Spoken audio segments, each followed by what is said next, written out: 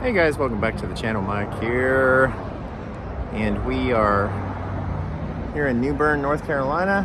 And one of the things I had when leaving Arizona Southwest is missing good Mexican food, as it's one of my favorite cuisines.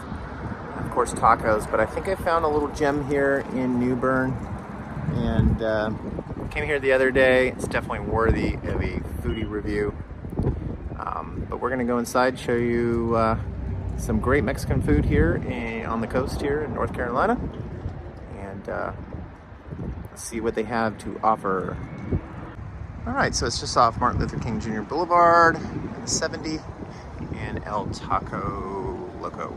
Just a quick little view of the menu here, guys, what they have to offer. All right, the tacos, cilantro, onion, and then the pollo, and the pickled onions, a little bit of the avocado and hot sauce. Fire!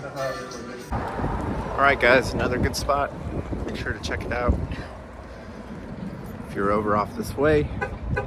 Like I said, New Bern's a little difficult to get to. That's kind of why we moved here, but there are a lot of people that come here in the summer and head down to the beach and want to be out by the waterfront. So anyways, I hope you liked it. We're gonna have a lot of videos coming to you soon.